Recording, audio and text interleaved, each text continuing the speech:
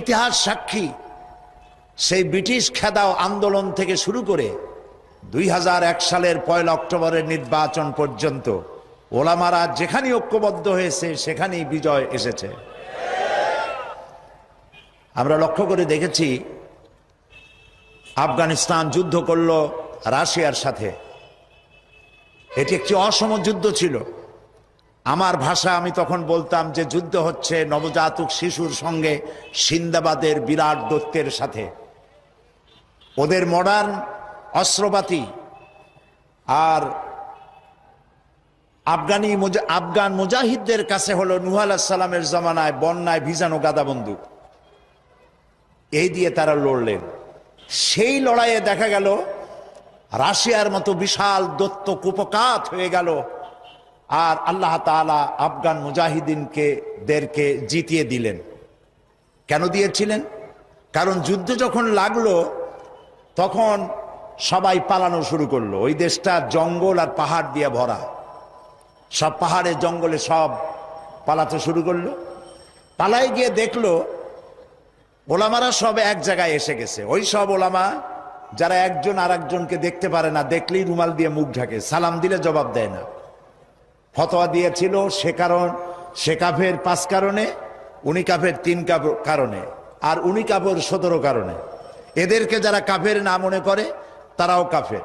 আর ওই সব কাফের মরে গেলে তাদের কবরের উপর যে ঘাস হয় সেই ঘাস যে গরুতে খায় সে গরুও কাফের। এই রকমের ফতোয়াবাজি যারা করছিল তারা পাহাড়ে জঙ্গলে সব একজনের সঙ্গে আর একজনের দেখা হয়ে গেল, সালাম করলো, কোলাকুলি করলো। ব্যাপারটা ছিল এরকম, একজন বলছিল যে আমার ছেলেরা গেল মামু বাড়ি, মেয়েরা গেল নানা বাড়ি, বউ গেল তার বাপের বাড়ি, আমি গেলাম আমার শ্বশুর বাড়ি, যাই দেখি আমরা সব এক জায়গায়। এখন জঙ্গলের ভিতরে গিয়ে আলেম ওলামা, সুন্নি বেদাতি, এইটা সেইটা সব এক জায়গায় হয়ে গেছে, কোলাকুলি শুরু হয়েছে। বলল যদি এই কোলাকুলি আগে করতাম তাহলে তো রাশিয়ার ভূত আমাদের ঘাড়ে চড়তে পারতো না।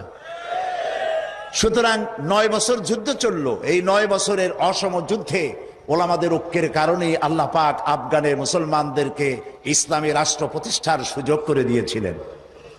আবার যে পতন ঘটলো তাও মুজাহিদ আলেমদের মধ্যে যখন তাফরিকার সৃষ্টি হলো, ইখতিলাফ তৈরি হলো, একে অপরকে সন্দেহ করলো, দেখতে পারলো না, ভালো লাগলো না, সালাম কালাম করলো না, আবার কপাল পুড়লো, আবার বুশ এসে এদের হুশ নষ্ট করে দিল।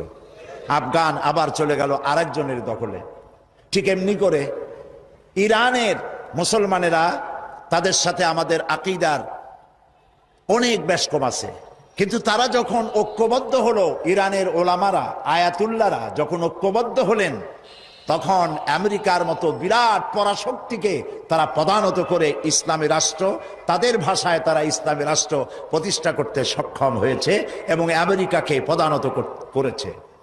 এখানে আয়াতুল্লাহ খমিনীর একটি কথা আমার মনে পড়ে, কি সাহস তার! ইমান আকীদা যাই থাকুক, আকীদার প্রশ্নে আমরা আপোষ করব না, কিন্তু এই কথাটা তো বলতেই পারি।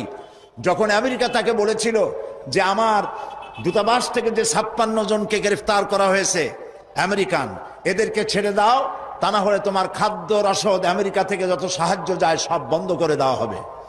আয়াতুল্লাহ খমেনি জবাব দিয়েছিলেন আমেরিকান প্রেসিডেন্টকে, তুমি কারে খাবারের ভয় দেখাও? যেই জাতির বছরে 1 মাস না খাইয়া থাকা ফরজ, সেই জাতি তোমার খাবারের অপেক্ষা করবে? তোমার মতো কাফেরদের খাবারের কোনো পরোয়া আমরা করি না। মুসলমানেরা যখন ঐক্যবদ্ধ হয়েছিলেন আল্লাহ তাদেরকে বিজয় দান করেছিলেন সেখানে। ঠিক এমনি করে পাকিস্তানে যখন সর্বশ্রেণীর ওলামায়ে কেরাম মুত্তাহিদায়ে আমল, মজলিস মুত্তাহিদায়ে আমল এ নাম করে যখন একটি সংগঠন কায়েম করলো, সমস্ত ফিরকার মক্তবায়ে খেয়ালে সমস্ত আলেমরা যখন ঐক্যবদ্ধ হলো, পৃথিবীকে অবাক করে দিয়ে ইসলামী শক্তি সেখানে বিজয় লাভ করলো। ঠিক অনুরূপভাবে বাংলাদেশ বিগত সরকার এইখানে অত্যাচার করেছে আলেমদের উপরে, এবং সবচাইতে বেশি দুশ্মনী করেছে তারা আলেমদের সাথে। আলেমরা ছিল তাদের জীবনের দুশ্মন। যে কবি তার কবিতার মধ্যে লিখেছে, ফজরের নামাজ যখন, ফজরের আজান যখন শুনি মনে হয় যেন বেশ্যা তার খরিদ্দার ডাকতেছে। নাউজুবিল্লাহ।